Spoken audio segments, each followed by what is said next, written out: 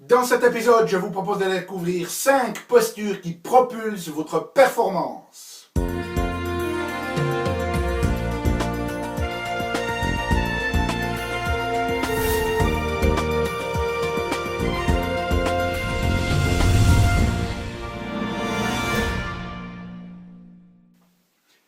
Parce que la vie est bien trop magique pour être petite et que nous avons tous besoin d'une prescription pour grandir en conscience et faire que nos rêves dévorent notre vie. Bonjour, je suis le Dr Yannick Pauly, bienvenue à un nouvel épisode d'une grande vie.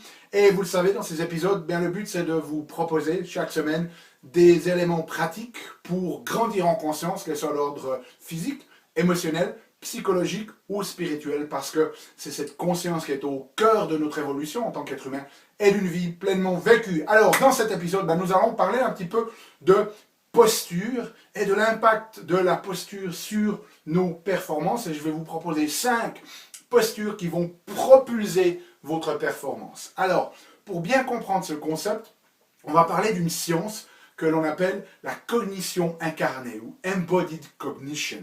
Et cette science, c'est en fait la reconnaissance que le lien entre ce qui se passe dans notre tête au niveau émotionnel et psychologique et notre posture, ce lien il se fait dans les deux sens. Alors je crois que c'est très naturel, très intuitif de comprendre l'impact de nos pensées sur notre posture. Et vous le savez tous, par exemple, une personne qui serait déprimée, qui vraiment prend une posture avec les épaules qui se ferment, la respiration qui vient vraiment très superficielle, l'énergie qui tombe comme ça.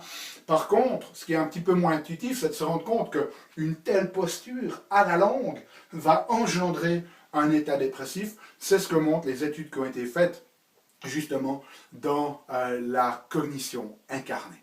Alors, je vais vous parler de 5 postures. C'est des études qui ont été faites là-dessus. Et quand ils mesurent ces différentes performances, que ce soit le bonheur ou la créativité, les psychologues ont mis en place différents éléments pour pouvoir mesurer ça dans ces études. Et vous allez voir que c'est assez surprenant. Alors, le premier élément que nous allons travailler au travers de la posture, c'est le leadership. Alors, le leadership, c'est quoi?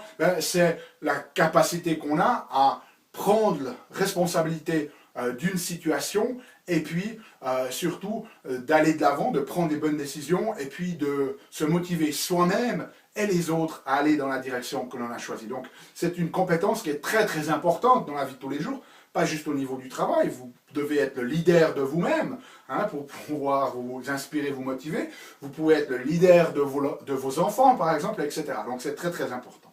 Et ce qui est intéressant dans cette notion de leadership, c'est que ça a été associé avec un ratio d'hormones.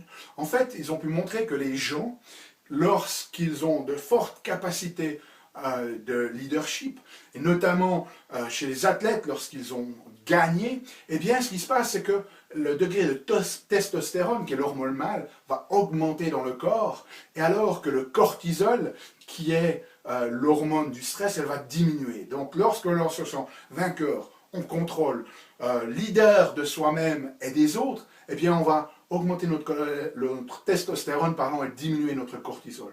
À l'opposé, quelqu'un qui se sent victime de ces circonstances, il va voir sa testostérone diminuer et le cortisol s'élever. Donc un schéma inverse. Et ce qui est phénoménal dans une étude, c'est qu'ils ont pu montrer par des questionnaires, par rapport à la perception que les gens avaient, et puis par des mesures de cette testostérone et de ce cortisol, qu'il y avait une posture qui nous permettait en seulement 2 minutes, et on va le faire ensemble, d'améliorer nos capacités de leadership. Et cette première posture, c'est ce que l'on appelle une posture de puissance, ou power posture. Okay? Et on va le faire ensemble. Donc je vous propose, si vous êtes en train de regarder cette vidéo assis, de vous lever. Et moi je vais prendre un timer, ici on va faire les 2 minutes. On va les mettre. Et on va régler ça sur 2 minutes ici. Et essentiellement, avant qu'on le lance, la posture que l'on va prendre, c'est les jambes légèrement écartées. On va redresser le torse, comme si vous êtes le boss. Et on va mettre les mains sur les hanches. Rien de plus. Et on va maintenir cette position pendant 2 minutes. Alors j'aimerais que vous observiez comment vous vous sentez, maintenant. au niveau de ce sentiment de leader, de puissance intérieure, et vous évaluerez comment vous vous sentirez après. Et dans cette étude, ils ont montré que cette posture-là augmentait la testostérone, diminuait le cortisol en seulement 2 minutes. Vous êtes prêts? C'est parti, go! Alors, on est là, on prend notre posture bien ancrée au niveau des pieds, bien ancrée au niveau du bassin. On ouvre la poitrine, pas lever les épaules, juste ouvrir la poitrine. Et voilà, vous êtes le maître du monde. Okay? Si ça peut vous aider, pensez à un moment de victoire dans votre vie. Vous avez peut-être eu un challenge difficile et vous avez réussi à le surmonter. Ou alors imaginez que vous êtes Batman ou Superman, okay? Un super-héros, et que rien ne peut vous arrêter. Amplifiez aussi un petit peu votre respiration pour ouvrir ce thorax. Rentrez aussi un petit peu le ventre énergétiquement pour faire monter l'énergie.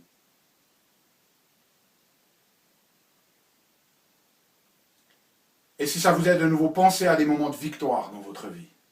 Et doublez l'intensité de ce ressenti.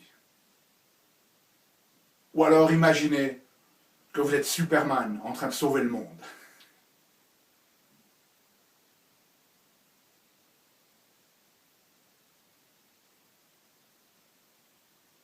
Si vous le faites au travail, peut-être que vos collègues se demandent ce que vous êtes en train de faire. C'est pas grave.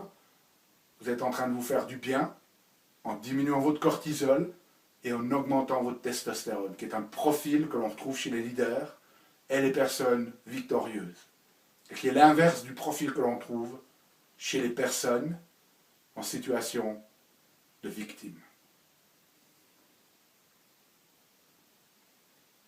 Voilà, si vous le pouvez,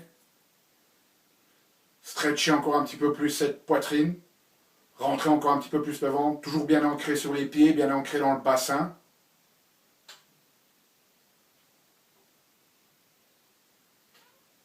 Respirez profondément. Et nous y sommes. 2 minutes. Félicitations. Prenez quelques secondes, pendant que j'arrête mon timer ici. Comment vous vous sentez? Vous verrez qu'il y a très certainement une différence entre il y a 2 minutes et maintenant. Et c'est la puissance de ces postures. Donc si vous le faites régulièrement dans la journée, vous pouvez commencer de stimuler cette performance de leadership. Ensuite, deuxième posture. Pour améliorer notre volonté. Dans une étude, ils ont montré qu'il fallait mettre notre corps sous tension ou se contracter musculairement parlant. Okay. Et dans cette étude, ils ont montré que lorsque l'on se met sous tension, ça nous permet de mieux supporter une douleur, par exemple. Mis dans des circonstances où ils avaient faim, les participants ont pu nettement plus résister à une tentation alimentaire. Donc la prochaine fois que vous passez devant une boulangerie et que vous savez que vous ne devriez pas vous acheter cette part de gâteau qui vous fait tellement envie, contractez votre corps. Et puis aussi, dans une autre étude, il a été montré que lorsque l'on annonce des nouvelles à des participants, à certains participants, on leur demande de se relaxer avant de leur annoncer une mauvaise nouvelle, alors qu'un autre groupe de participants leur a demandé de contracter leur corps, simplement se mettre en tension. Eh bien, d'un point de vue émotionnel, ceux qui étaient contractés lorsqu'ils ont reçu la même mauvaise nouvelle, eh bien, ça avait nettement moins d'impact émotionnel négatif. Donc, si vous voulez augmenter votre volonté à résister à la douleur, à résister à des tentations, à résister à des mauvaises nouvelles, contractez votre corps. Okay? Troisième performance que l'on peut améliorer en changeant de posture, c'est la persévérance. Et pour ça, la posture à adopter, c'est de croiser les bras. Et c'est très intéressant, ils ont fait une étude où ils ont pris un groupe de participants, de sujets, et leur ont demandé de résoudre des anagrammes. Alors des anagrammes, c'est des problèmes très complexes à résoudre. Et dans cette étude-là en particulier, ils leur ont donné un anagramme qui en fait était irrésolvable. C'est-à-dire qu'on ne pouvait pas arriver à une solution. Et ils ont regardé combien de temps les gens ont persévéré dans la tentative de résoudre ce problème. Ils ont divisé leur sujet en deux groupes, et un premier groupe, eh bien, ils les ont laissés dans un état relax, comme ça, que ce soit en position assise, et ils leur ont demandé d'essayer de résoudre cet anagramme. Et le deuxième groupe, ils leur ont demandé de résoudre cet anagramme avec les bras croisés. Donc pendant toute leur réflexion, ils ont dû garder les bras croisés. Eh bien, résultat assez exceptionnel, les gens qui étaient dans le groupe des bras croisés ont persisté beaucoup plus longtemps. En fait, ils ont tenté de résoudre l'anagramme 2 fois plus longtemps que le groupe qui n'avait pas adopté cette posture, les bras croisés. Assez étonnant, hein? Et on a l'impression que c'est des petites choses comme ça qui ne nous influencent pas, mais en fait, ces postures, elles nous affectent de manière très très importante, sauf que c'est tellement subtil qu'on n'en a même pas conscience. Donc j'espère qu'en partie cette vidéo vous fasse prendre conscience de l'importance de ces subtilités posturales. Ok? Quatrième élément que l'on peut venir travailler ici, dans une autre étude, aussi sur des anagrammes, cette fois que l'on pouvait résoudre, eh bien les chercheurs ont pris les sujets, ils les ont divisés en deux groupes, et ils ont regardé lequel était capable de résoudre le plus vite cet anagramme, c'est-à-dire une mesure de créativité. Et un groupe, eh bien, ils les ont laissés choisir leur position, soit assise, soit debout en marchant. Et l'autre groupe, ils leur ont demandé de se coucher. Et le groupe qui était couché, eh bien, ils ont réussi en moyenne à résoudre cet anagramme beaucoup plus rapidement que le groupe qui était soit assis, soit en position debout, ce qui montre que la position couchée favorise la créativité. Donc si vous voulez favoriser votre créativité, eh bien, couchez-vous. Ne vous endormez pas, ça n'aide pas à résoudre les problèmes, mais couchez-vous pour améliorer votre créativité. Et finalement, cerise sur le gâteau, comment améliorer simplement notre bonheur par notre posture? Eh bien, dans une étude, ils ont pris des sujets, ils les ont divisés en plusieurs groupes, et ils voulaient voir l'impact du mouvement sur la notion de bonheur. Donc ils ont utilisé des questionnaires, comment vous sentez-vous, est-ce que vous êtes heureux, etc. Ils leur ont fait l'intervention, et ensuite ils ont remesuré. Et le groupe qui a eu la plus haute amélioration en bonheur, eh bien, c'est le groupe qui ne faisait pas n'importe quel mouvement, mais qui sautait sur place. Pas de côté, mais de bas en haut, et ça a amélioré leur bonheur. Donc de nouveau, si vous êtes assis, un petit coup de bout, juste pour que cette vidéo soit pratique, en plus d'avoir augmenté notre leadership, que ça augmente légèrement notre bonheur, et on va simplement sauter. Pas besoin de sauter trop longtemps, 1 ou 2 minutes. Alors on ne va pas le faire nécessairement pendant 2 minutes, mais vous avez compris l'idée. Simplement sauter de haut en bas. Pas de mouvement de côté, pas d'autre mouvement, pas besoin de faire quoi que ce soit d'autre. Juste sauter de haut en bas. Et ça va améliorer notre bonheur. Donc si vous sentez un coup de blues, un petit coup de bonheur, sautez sur place pour être complet. Ok? Donc voilà 5 postures qui vous permettent de propulser votre performance. Si vous avez besoin de la transcription, vous la trouverez sur notre blog, le lien se trouve dans la description.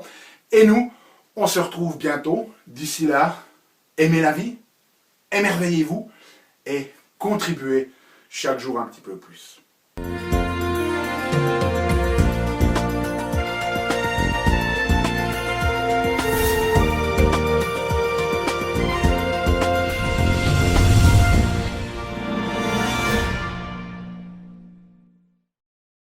Salut, c'est Yannick. Alors, t'as aimé cet épisode? Sais-tu que tu peux rester connecté et même approfondir le sujet en faisant 3 choses? La première, tu peux t'inscrire à mon compte YouTube. De cette manière, tu seras informé des prochains épisodes. La deuxième chose que tu peux faire, c'est approfondir le sujet grâce à ce DVD, les 7 clés d'une grande vie. Il est complètement gratuit. C'est le DVD d'un atelier que j'ai fait de 2 heures environ qui explique les bases de la méthodologie et qui vous donne des exercices pratiques dans la méthodologie Une grande vie. Donc il est gratuit. Tout ce que tu as à faire, c'est cliquer sur le lien. Et troisième chose, eh bien, je t'invite à me rejoindre sur mon blog où tu trouveras la transcription de cet épisode et aussi où tu peux t'inscrire, laisser ton email afin que je puisse t'envoyer les prochains épisodes. Donc tout ce que tu as à faire, c'est à cliquer en choisissant sur le menu qui apparaît sur cette vidéo. Donc clique le lien qui te convient, clique les trois si tu veux. Et puis surtout, moi, je t'invite vraiment à recevoir ce DVD puisqu'il est gratuit. À bientôt.